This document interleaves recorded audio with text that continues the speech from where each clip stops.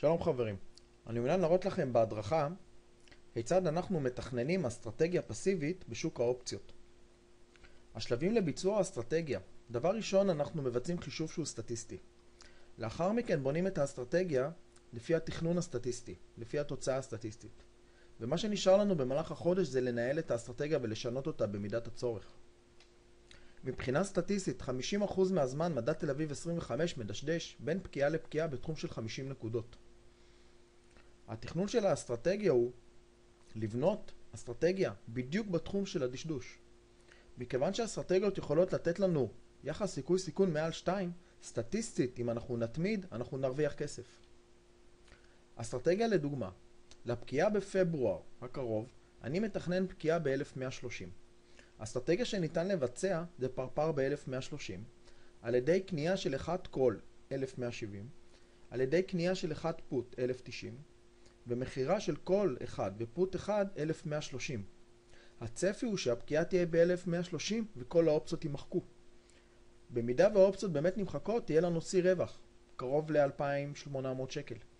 במידה ויהיה הפסד, ההפסד שלנו יכול להגיע מקסימום ל-1200 ש"ח. זהו הגרף של האסטרטגיה. אפשר לראות ששיא הרווח הוא ב-1130, נקודות האיזון של האסטרטגיה ב-1100 ועד 1160, ורק רק מתחת ל-1100 ומעל 1160 יכול להיווצר לנו הפסד שהוא ידוע וקבוע שזה מקסימום 1200 ש"ח לאסטרטגיה אחת. מבחינת ניהול האסטרטגיה, הרמת התנגדות של המדד תל אביב 25 זה אזור 1140-1145. רמת התמיכה של המדד זה באזור ה-1100-1110. במידה והמדד עובר את אחד התחומים האלו יש לשנות או להזיז את האסטרטגיה בהתאם. באסטרטגיה שהראיתי לכם יש רווח של 2800 והפסד של 1200 בתחום רווח של בין 1100 עד 1160.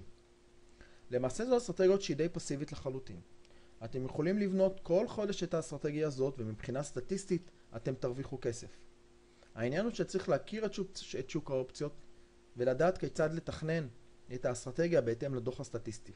אז כל מה שנשאר הוא ללמוד וליישם ולהרוויח בצורה שהיא סטטיסטית ואפילו עקבית. מתחת לוידאו יש לכם אפשרות להשאיר תגובות. אני אשמח מאוד אם תשאירו תגובות, ובנוסף יש לכם לינק להרשמה לסדנה, למסלול, לעבודה מהבית משוק ההון. תודה ולהתראות.